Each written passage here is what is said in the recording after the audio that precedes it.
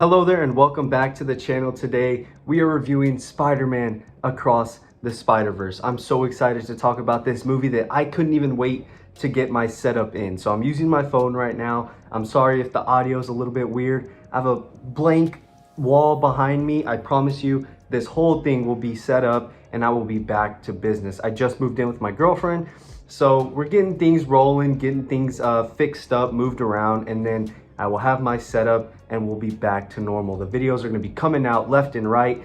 It's gonna be so fun, it's gonna be such a grind. But today I have my iPhone here so that we could talk about Spider-Man Across the Spiderverse, and boy was this movie just an experience, a ride. It was incredible from start to finish.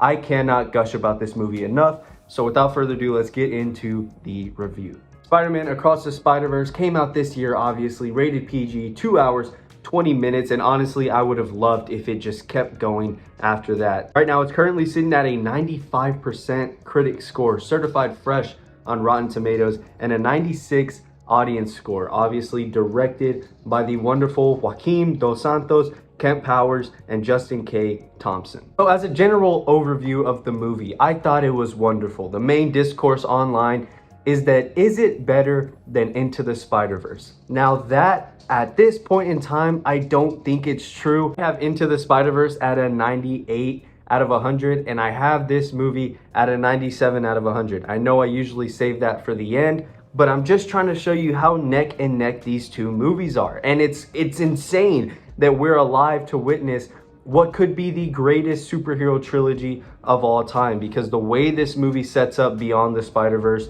it's just perfect. It's phenomenal. I am running out of adjectives to describe how great this movie is. Obviously, the animation is there. We knew that that would be checked off as soon as they announced that this movie was getting a sequel, because the first Spider-Verse movie, it was just groundbreaking, the animation they used. I always loved the way that you could pause the movie at any point in time and it would be a clear still. I love that so much. Every time I'm rewatching the movie, I always just pause it at random moments to see if I could catch it off guard, and I never can. And this movie just takes that animation and bumps it up to 1,000. I mean, we're dealing with so much Spider-Man in here. We have Spider-Punk, who took 3 years to animate, which is absolutely insane, and you can definitely tell that they took their time with his character. But then you also have like plushy Spider-Man, like little stuffed animal Spider-Man swinging around everywhere. I think people even pointed out that you have the ice cream Spider-Man that came in the truck as when we were kids and stuff, the one that was referenced in the first movie.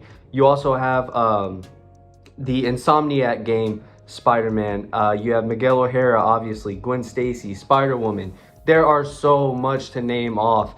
Even Ben Reilly's Spider-Man is like, Scarlet Spider is phenomenal in this movie, and he has 2 minutes of screen time. It's insane. And I like the way that they kind of split these groups up and help us differentiate who's on what side. And it was even teased out in the first poster that they dropped for the movie. But like juggling all these Spider-Man and still having time to like perfect everything. And given that they've only had 5 years to do this, the first Spider-Verse movie came out in 2018. We're getting Across the Spider-Verse this year. That's a 5-year difference. If you take away the COVID year, because I know that's kind of a gap that a lot of movies deal with, it's four, maybe 3 years in between these movies. And then Beyond the Spider-Verse is coming out next year. It's mind-blowing, the stuff that they were able to pull off and the way that they were able to elevate this movie on the same level, and in some people's opinions, even better than the first Spider-Verse movie. In the first one, I love that it's able to embody what it means to be Spider-Man. The whole leap of faith scene with Miles Morales, one of the best comic book movie scenes ever, because Spider-Verse is one of the best comic book movies ever, if not the best. The way it's able to embody what it means to be Spider-Man, and the way that we're able to get into this movie and see that taken up again, you just elevate all of these themes, all of these sequences that we fell in love with the first time around, and you make them even better. Love that they were able to keep that theme and they were able to expand on it a little bit more with all of the canon events, everything with all the Uncle Bens, all the other Spider-Man that have had to deal with loss, and how Spider-Man kind of saving Spider-Man India from that loss is what triggers this entire second half of the movie, and what triggers what could happen in Beyond the Spider-Verse. And with that being said, I feel like we have to touch on Spot, one of the craziest and one of the best villains of any Spider-Man movie. And we started off thinking that he was just another weekly villain, like they say throughout the movie, because that's what he was. He was kind of a joke for a while. We see that he stemmed from Miles throwing a bagel at him in the first movie, which was just like a little throwaway, fun little animation Easter egg. And it spiraled into this insane villain that by the end of the movie, you are fearing for your own life, even though he's a fictional character. But I love the way they handled his arc, the way they handled his development, taking him from this character that was kind of laughable. I mean, he's a funny villain. It's not to say that he's bad. He's just so funny. And the way he's brought up is so funny. And to take him from that and turn him into this menacing villain. I mean, that scene where he's standing there and instead of being white with black spots, he's black with white spots, and he's messy, he's scribbled, and his theme is terrifying. I can't get over how crazy of a villain he is, and how we took this, where he started off in the beginning of the movie, where we took this and turned it into what we got by the end of it. It's absolutely insane, and I love it so much because we're going into this thinking, okay, and I mean, even halfway into the movie, I'm like, okay, Spot was maybe just like a throwaway villain. We're focusing on Miguel O'Hara, and we're focusing on the events that are transpiring between his group of Spider-Man and Miles's group of Spider-Man, and what's going to happen with them. So in the beginning of the movie, I'm thinking, okay, that's kind of where we're going. And as it just keeps going and keeps going, you just start to fear Spot more and more. You see him growing more powerful, and you see all of that happening because of what Miles did. And a lot of, like, you know, Spider-Man doesn't cause or make his villains, but they're always tightly knit and, like, you know, close to Spider-Man. And so to see them kind of take Spot and do that, you know, Spot obviously has his grievances with Miles, but a lot of what Miles did throughout this movie is what made Spot who he is by the end of it. And same goes with Gwen. I mean, Gwen messed up a lot too. She got out of control as well, and now it's everybody's problem. I love that a lot.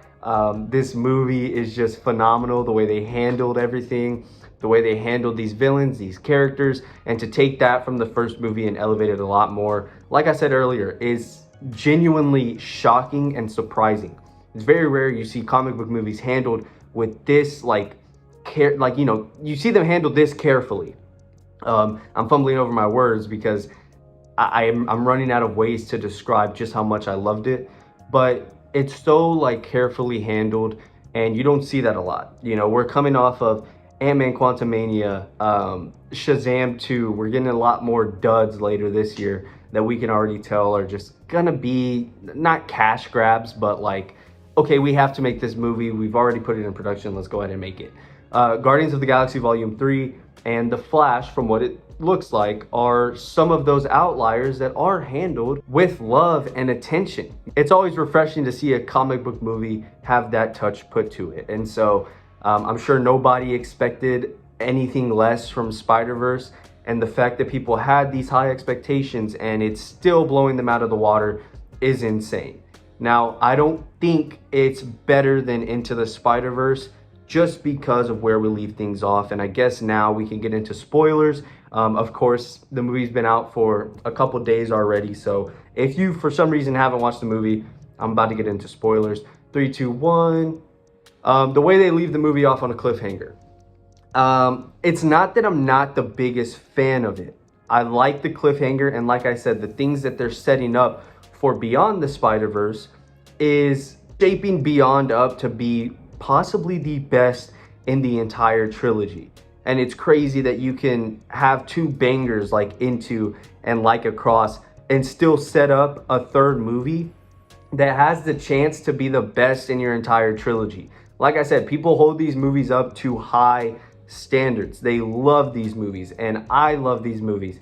And being a Spider-Man fan, of course we can just feast on this masterpiece, this art that's put on the screen. And to set up your third movie to be even better than those is kind of insane. It does feel like we're just abruptly ended. I wanted more. Someone in my theater even shouted, "What the fuck?" after it ended. Everyone started laughing, but it's not a bad WTF. It's a good WTF because you want more. Like I said, I would not have minded if this movie went on for another hour and a half. I would have loved it. I wanted more in the theater, and I cannot wait until March 29th, 2024. And so that's the only problem I have. It's like, it does feel like a bridge, but it's a damn good bridge into the third movie. What I was feeling when I left watching Into the Spider-Verse was satisfaction. This is the best Spider-Man movie that was ever made. I was super satisfied with it. Leaving this one, it's not that I wasn't, satisfied. I definitely was. I mean, it's a masterpiece. I just wanted more. I just wanted to keep going, and that's not a fault of the movie. It's just because it was that damn good that I wanted to keep going. My girlfriend's brother-in-law, we watched the movie together. We were talking about it afterwards, and he said it's kind of in its Empire Strikes Back moment right now. When it's all said and done, maybe we can look back at it and be like, yeah, that was the best. And of course, maybe my score will change. But as of right now, I do have Into the Spider-Verse just a little bit higher than Across the Spider-Verse. But I love to see the praise it's getting. It absolutely deserves it. Like I said earlier, the way it's just so carefully constructed and they put so much attention to the little details in this movie. People are even going back and finding Easter eggs from the first Spider-Verse movie and tying it into this one, seeing that they took 3 years to animate Spider-Punk. You didn't have to do that. You didn't have to take that long to animate him, but the fact that they did because they wanted it so perfect, it just like, you're gonna have an incredible movie because of the attention to detail and because of the love you put into it. And that's a lot of comic book movies don't have that same consistency going for them. They know that people are gonna go to their next big movie, and Marvel's at fault for this. They know people are gonna go to Ant-Man Quantumania regardless because they wanna see the story progress. They wanna see the MCU progress. And so sometimes it leaves you feeling unsatisfied. It leaves you with a really big dud of a movie like Thor Love and Thunder, like Ant-Man Quantumania. But when you put attention to detail and you put love, and I know I'm repeating myself, but when you put love into these movies, such as the Guardians trilogy, such as the Spider-Man movies, you get that praise, you get that infinite praise, you get that word of mouth, and you get people to your movies, you get them excited for the next one. And Spider-Verse has seemed to nail that every single time. So I can only be beyond excited for Beyond the Spider-Verse. If you see what I did there, I'm sorry. I'm sorry. But for real, you can be extremely excited for these next movies because you know that they're putting a lot of love into them. You know that they're gonna live up to expectations regardless of how high that bar is set from the other ones. I feel like they do not fear that at all. If anything, they're excited because they're like, oh, you're this hype for this next movie? Just wait until you see what we got in store for you. And so, being just to wrap it back home, having all these Spider-Men here and still being able to give them a lot of development. I saw Ebba on Twitter, shout out to Ebba, say that Spider-Punk's animation is constantly changing because he doesn't like consistency. And that's just an Easter egg found 4 days after the movie came out. Imagine a year from now. Imagine when Beyond comes out. It's insane, dude. It's absolutely insane. I'm getting chills just talking about it right now. Everything with Miguel O'Hara's character, absolutely beautiful. I felt connected to him in a way, Mexican Spider-Man. I'm right there with you. I'm the Mexican Spider-Man. So Miguel O'Hara's development, his arc in here, his complexity as a character, it was absolutely beautiful. Of course, Miles, Peter B. Parker, and Gwen, we've sat with them for a while. And so to see them getting the gang back together because trouble is coming. We got Miles freaking Morales as the Prowler, baby. Trouble is coming, dude. Trouble is coming. I'm so damn excited. I feel like in the third movie, we're kind of going to get that Civil War for the first half.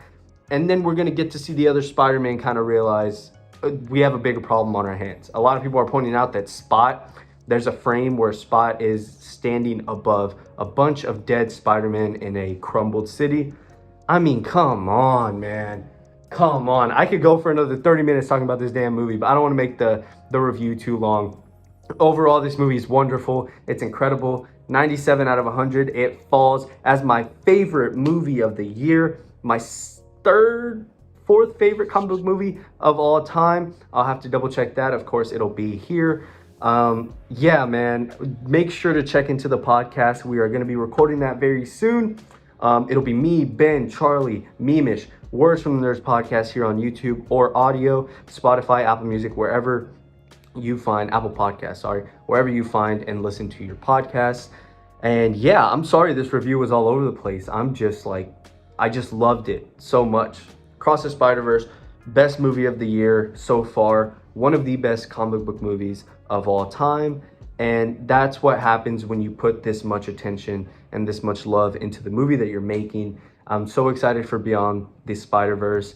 I feel like it's going to be no short of amazing as well. And I think that's about it. Without further ado, that's my review. Thank you for watching. I will see you in the next one. Peace.